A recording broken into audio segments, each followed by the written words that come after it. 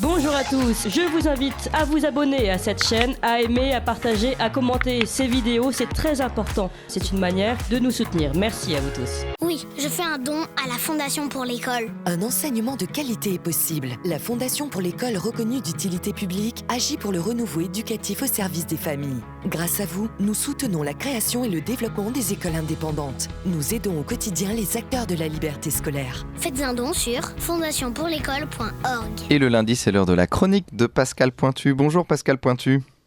Bonjour. Vous êtes vice-président du mouvement de la ruralité et aujourd'hui vous nous parlez de l'échec des études supérieures, la désaffection de l'apprentissage.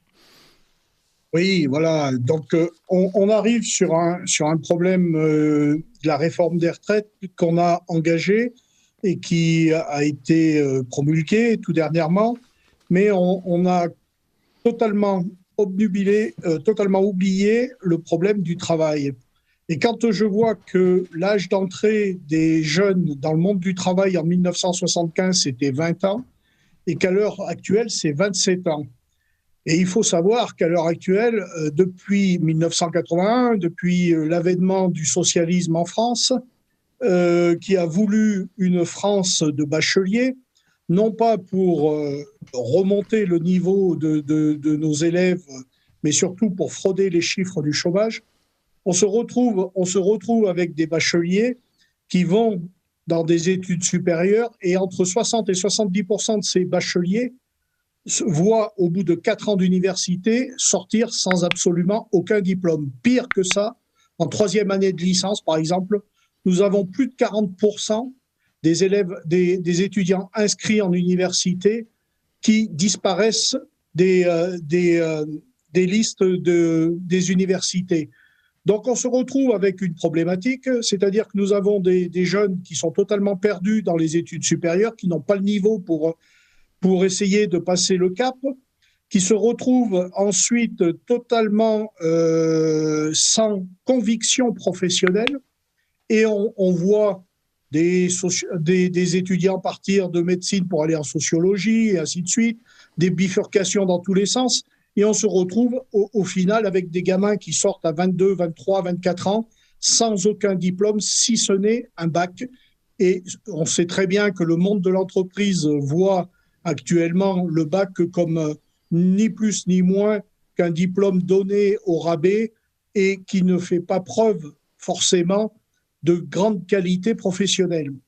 Donc nous, au mouvement de la ruralité, nous voulons copier le système helvétique, puisque nos voisins suisses ont 70% des 15-24 ans qui s'orientent à la fin du cycle obligatoire, qui est jusqu'à 15 ans en Suisse, qui s'orientent vers des filières professionnelles. La Confédération suisse leur propose 230 métiers. Ils choisissent parmi ces 230 métiers. Et quand on voit les résultats qui parlent d'eux-mêmes, puisque le taux de chômage en Suisse des 15-24 ans, c'est 8,6%.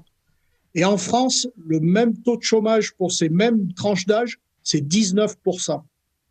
Donc on se rend compte qu'on pourrait très bien solutionner des problèmes de retraite en remettant des jeunes dans des filières professionnelles, en mettant le paquet financièrement pour que l'apprentissage soit une filière d'excellence et non pas comme vu par ceux qui ratent leurs études au collège et qui sont obligés de se rabattre vers des filières professionnelles.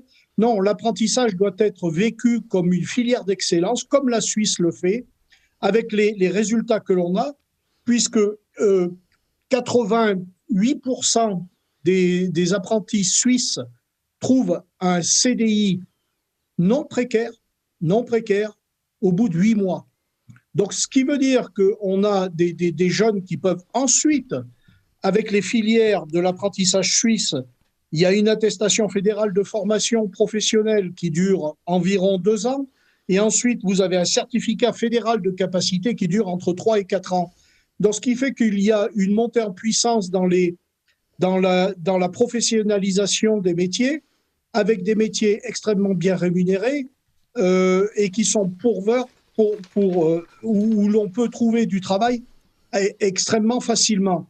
Et nous, en France, on se refuse à remettre cet apprentissage et à remettre des gens dans des filières professionnelles, alors que le monde de l'entreprise n'arrête pas de nous dire qu'il faut absolument des métiers, mais dans tous les métiers, dans toutes les branches du métier. Moi, je ne parle pas forcément que des métiers de la restauration ou des métiers de bouche, mais nous avons des problèmes de chaudronniers.